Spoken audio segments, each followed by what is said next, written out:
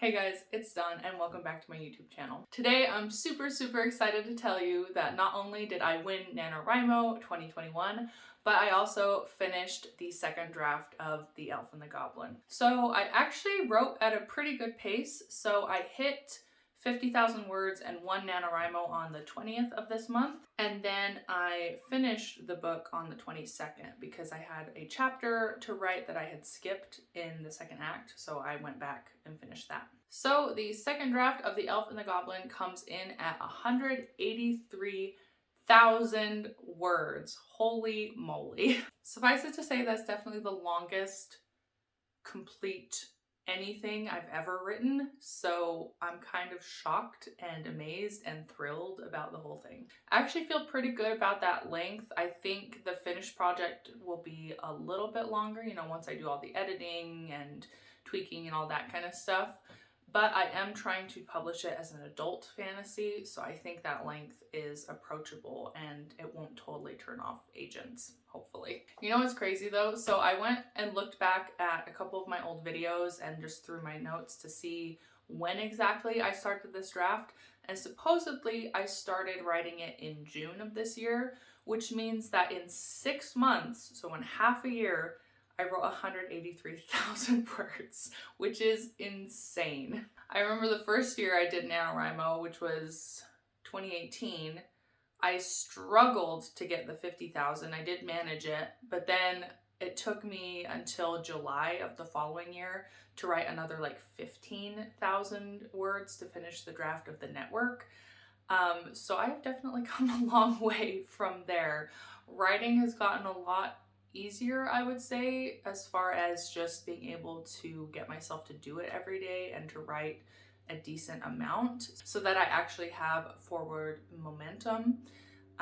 But yeah, I feel really good about it. But let's talk about my plans for the rest of the year now that this behemoth is finished. So I'm very excited to jump into the next stage of writing The Elf and the Goblin, which is obviously the editing process. So I went ahead and ordered a large print copy of The Elf and the Goblin from Barnes & Noble Press.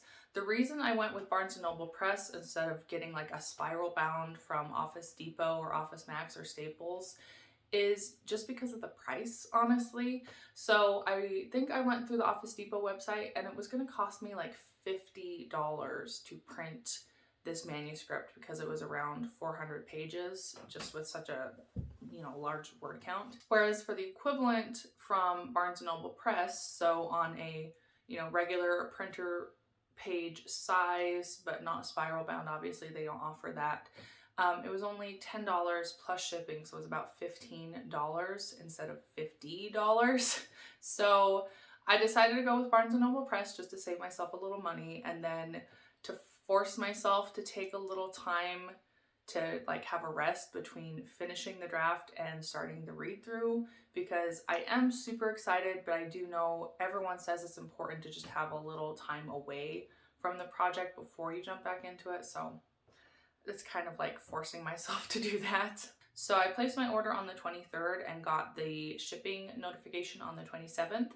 So they're still working pretty quickly for like small personal book orders, which surprised me because they initially sent me an email after I placed my order that said I might not receive my package before Christmas, which got me super bummed, but it looks like I might get it this week or the beginning of next week, which would be super awesome. So as soon as I get it, my plan is to start my read through, which means in the meantime, I have been working on world building and note taking and just planning and preparation for the work I already know I want to do on the next draft, so that when I'm doing the read through, I can be marking places where changes need to happen, things are missing, things are inconsistent, that kind of jazz. So I'm doing all that prep work before I do the read through, which I hope will help. So this is my notebook for The Elf and the Goblin. It has all of my notes from when I wrote the novella, and now it has all my notes from writing the novel version.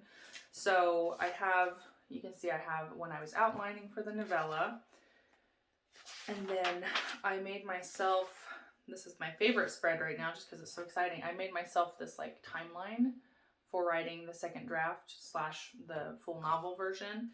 And it was fun because when I originally wrote the timeline, I was a lot more conservative with my goals and like how quickly I was going to finish. And I totally knocked it out of the park. So I feel really good about that. I was supposed to finish in December, but obviously I finished this month. I've been working on some timeline things just to make sure events are consistent, people's ages are consistent with the events. Had to rename a character because I found out their name is one that's shared with a main love interest in like a super popular book that's out right now, so I didn't want to use that. I have Save the Cat outlining beats that I didn't completely fill out, but they were useful. I like Save the Cat not for, you know, outlining the book completely, but more for like troubleshooting. I find it very, very useful for if you kind of run into a roadblock and think, why is the story not flowing here? Why does it feel like things are wrong? So definitely recommend it for that. I took notes as I was drafting of things that I knew I would want to change later. I did a story or a character circle for Ildrana and one for Tajo. Just world building notes. And then here's the most important thing that I've been working on. So I don't know how well you guys can see this, but it basically says storylines and threads to keep track of in draft 3. So because I think it's technically epic fantasy, I don't actually know completely how people define that, whatever. I get conflicting definitions, but there's a lot going on in this book and there are like multiple threads that kind of weave together and influence each other. And I really want to make sure I keep track of everything and like have all the foreshadowing and all the details that I need to make everything come together at the end. So this is just in preparation for my read through, but I have written out all the main beats of the actual primary storyline, which is our political storyline, and then all the main beats for the romance between Ildrana and Tajo. And then I have 2 smaller threads, which I won't even explain because I feel like it gets kind of spoilery, but I've taken notes for those. And then I also have magic system notes, which is really exciting. There was no magic in the novella just because I was trying to keep the story pretty concise to keep it short. And then in the second draft, I started hinting at my magic system, but I didn't have the details ironed out yet, so I didn't really put it all in there.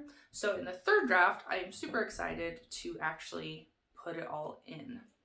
Hi, what's up? My daughter just came in, so that's my cue to wrap things up. But anyways, so that's what I've been working on for the past few days since I finished draft 2, and I will continue doing this until the print arrives so that I can start doing my read through.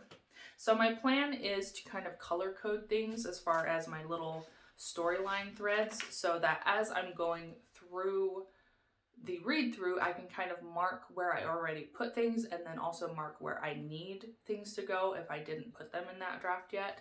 So I'm hoping that will be useful for then draft 3 as I'm starting that. So, but this is all very new to me because this is the first time that I feel like I'm actually going into a project that has potential, just because the network did not work out and the editing process felt like I was trying to force it to work when I could tell it wasn't working. Whereas with this story, it feels like it's working and then I'm just ironing out all the details and like adding pieces to flesh it out, if that makes sense. So I'm really excited and really intimidated because this is like so new to me and I hope I do it properly. And then once I'm done with draft 3, I'm kind of hoping to send it to beta readers. So I don't really know how long I'm going to take because like I said, this is pretty new to me. But at the latest, I would like to send out the first part of the book to beta readers in June, but earlier would be better. So we will see. We will definitely see. Anyways, thank you guys so much for watching this video and for supporting me through NaNoWrimo. I had a ton of fun and I hope you guys did too. I guess I'll be posting this on the 30th, so technically you still have 1 day to finish if you need to. So good luck with that if that's the boat you're in. Anyways, thanks again for watching. I hope you guys have an amazing rest of your week. And as always, happy writing. Bye!